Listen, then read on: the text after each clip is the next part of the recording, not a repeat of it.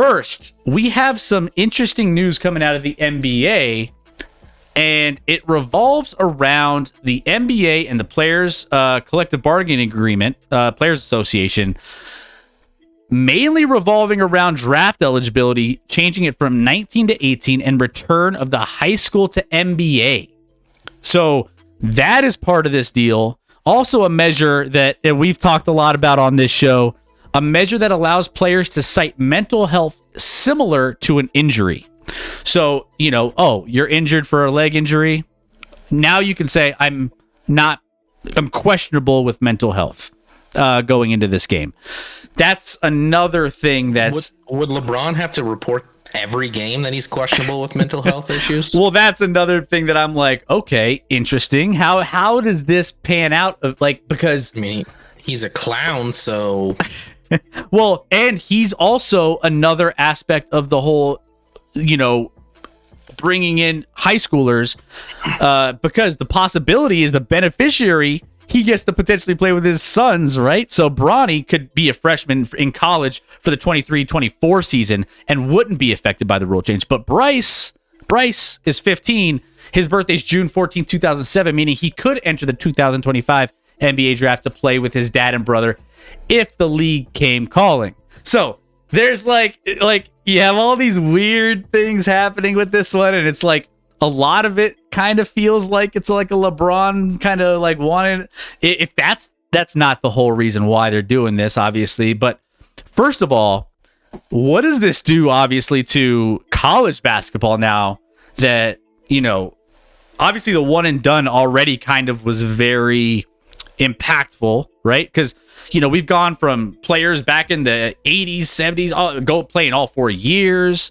Then you go to the one and dones, and then the programs cycle through players that much faster, and they don't, stick around as frequently in the college ranks.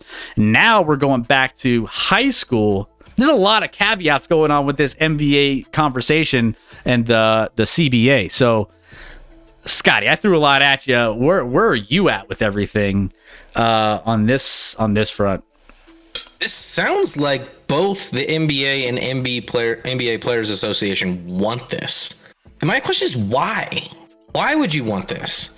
If you're the NBA Players Association, you're already in the NBA. Why would you want to make the age to be draft eligible earlier and to potentially steal a spot from for a guy that's going to get drafted and high and then probably doesn't even play his first year because he's probably not very good at that point. They're all basing it off potential. Not to mention, from the NBA's vantage point, isn't it nice getting to see a lot of these guys for a year on the college level and how they react to that and how they play against, upper echelon compared to high school ball where, you can tell. And yes, I get they're nationwide and there's AAU and you play across the country, but it's still not the same. And I hate it for college basketball. I like seeing those stars in. I think it helps college basketball, even if they're only in for a year, Chris. I think it's great for the sport of college basketball. These guys then get drafted in the NBA, and how many actually contribute out of high school their first year? Why are we doing this? Why are they in a hurry to make this happen? I don't get it. And a lot of people argue, well, if they should be able to go if they're ready to go. No, why? They're not ready to go, though. They're not really ready to go. The NBA is just drafting them because they think at some point they'll be ready and be really, really good, but they're not going to be good for a while. Nah, man. I don't like the change, to be honest, Chris, at all. Well, then you also have the whole thing. They were trying to boost up the developmental league for the NBA, so you could go straight to the D League from high school to the D League or whatever. That was an option, and skipping the college rank. And then, so how does that affect the D League and how the I think it's the G League or G League. My bad. Sorry. Yeah, G League. So there's a lot of caveats to this. I think it's overall, by the way, you're getting a lot of love for the beard in the chat, by the way. But followed by LOL, Chris. Scotty, nice beard, by the way. LOL. It's a trap. I think that last time I checked, that means laughing out loud. They're laughing at my beard, Chris. Yeah. No, it's they appreciate greatness, and they appreciate the greatness that is Scotty's beard. You are closing in on a month away. You're about, you still got the rest of this month, and then, man, it's down the final stretch in October, man. We are almost there. I mean, we're not almost there, though, because I never in my life had I even grown a beard for a full month, Chris, and I still have over a month to go. Oh, man. It's so awful, and it looks worse on. I really do think it looks worse on camera. I haven't seen it in person, man. I haven't seen you in person in a little bit. So, what was it? Thursday Night Football? Oh yeah, that was like last Thursday, Chris. A lot can grow in 6 days ago. A lot can grow in 6 days. Believe me. Not with me. What's up, Broncos? How we doing? Devil Doc, how we doing? Welcome in. Ishta Comic, LOL, he's still a Denver 5. So, what else do we have here? Damn. What is a Denver 5 like better than most place 5s? Or he's still a Denver 5. Good thing I married a 10. Oh yeah, a no. 10. Yeah, no, you married up. Stop them from going to Europe, says Milwaukee. So yeah, so going back to this, yeah, I think like I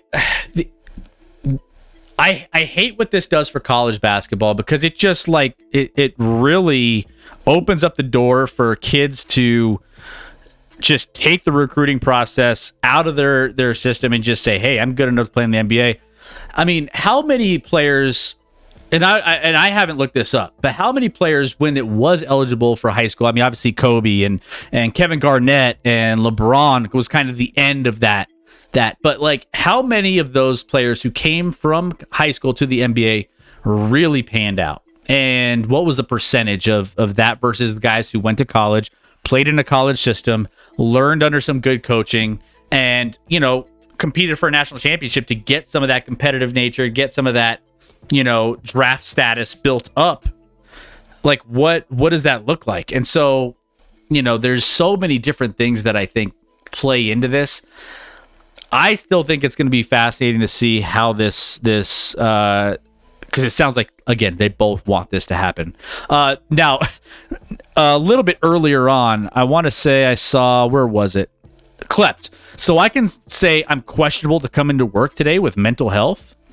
If you're in the NBA, yes. If you are an NBA player, that is a potential that's on the board, which we've talked a lot about. Obviously, we had Jamal Murray here, who was cleared physically to play last season, but mentally wasn't there. You have Ben Simmons, who was mentally in a bad place, did not play for his team after that trade. He's going to be out the rest of his career.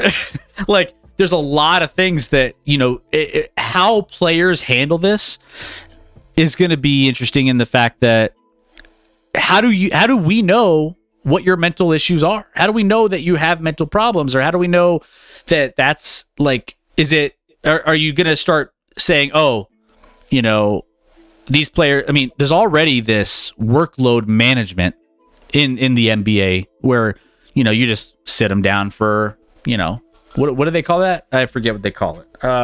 But yeah, it's just another thing that I'm on the fence. I want to say that it's good that mental health is a priority. My wife is in the, she's fixing people. She's a therapist. So I get it. Load management. There you go. So I get the mental health thing, but I don't know, Scotty. Just say they have the night off. I don't even think it makes it better for the player, or the fans are like more understanding if you say it's a mental health day. They're like, the normal fan's going to react the same way as people in our chat did. I don't get a mental health day. I'm not allowed to take a mental health day at my job. Like, yep. I don't. It seems a little like, I don't think it's going to help the situation, and I don't even think the player is going to want it to be labeled at that if that is what is going on with him. Cuban, Chris is a trooper. Can't even think of the word for a day off. He's never had one, guys. Never had a day off. No. Always grinding. Always. Just keep on grinding. Always grinding. Kobe, KG, LeBron, and Giannis. Name 3 players who went to college who are better, says Milwaukee's. Like, ever? That wouldn't be that difficult to do. But I get your point. It's not that the players that come straight out of high school can't be great. They can be. But was KG great his first year? No. Was Kobe good his first year? Oh, not no. really. And LeBron, I know, got Rookie of the Year, but that was just because he was LeBron. He didn't actually deserve the award. In fact, it should have been Melo. And I'm not even a Melo guy necessarily, but LeBron just got it because of the hype. So he had a lot to improve on. Yep. I might honestly get it if it was I'm not feeling it. Here's my 50K game check back, says Casually Average. Nothing wrong with a little bump and grind, says Broncos. PTO, says Football Wife. Little pay time off. That's all. Little PTO. I guess that's true. You do have PTO for mental health days, but I try and use those to travel. Hey, that's part of it. South Bend Cubs 2022 Midwest League champions. There you go, Stacka. Let's give it up for Stacka. We finally got the news we were waiting for. We knew there was a big championship on the line. At least the Cubs are winning somewhere, you know? Yeah, I know. Gotta have some sort of Cubs winning something, right? All right, so we're gonna dive into real quick the week 3. We're gonna dive into week 3 actually. So this is we'll be monitoring this, by the way, as we go on. So Milwaukee's real quick, staying on this topic. So name someone over the past 20 years who went to college better than those players. Steph went for, did he go 3 years or all 4? Steph Curry. People love Anthony Davis. Anthony Davis went to college. I mean, they rank him as a high profile player, right? I mean, if he's ever playing in a game, but I mean, if he's healthy, Anthony Davis is a pretty substantial player. Embiid, everyone loves. Now, are they better than those players? KD went to Durant, to Kevin Durant for sure. Shaq, Kareem, MJ, says Cuban. Football Wife, let's Thank go. You so much. She's back, as she always takes care of you chatters. She is our residential mom and wife in the chat. I don't know. Well, maybe that's a weird statement. I retract that. I don't even know what I was talking about. Thank you so much. And Shaq Gamer, Skur, Beansworth, Zay, and Nello Nasty are all beneficiaries of new gifted subs. Welcome to the community. Hope you guys are enjoying the shows. Thank you, Football Wife, for all your generosity. You are incredible as always. Oh, you're the best. Broncos back and better than ever. What else do we have? Katie, I'll give you Katie. Good answer, says Milwaukee's. Okay, see, so there might be a handful. You wouldn't. Who was in his list up above? Was KG in there? It was KG, Kobe, LeBron, and Giannis. There's no doubt that Steph Curry is better than KG. Right? Yeah. Don't tell me that Curry hasn't been more successful and a better player in this league than Kevin Garnett. UConn women preseason number 14 and Lynn's preseason rankings too low. UConn preseason number 14. I don't know. Their best player got hurt again. Tore another ACL or something, right? Yeah, Paige. She's out. Paige Beckers? I don't know how to say her last name. Something like that. So there you have it. So we'll monitor this situation as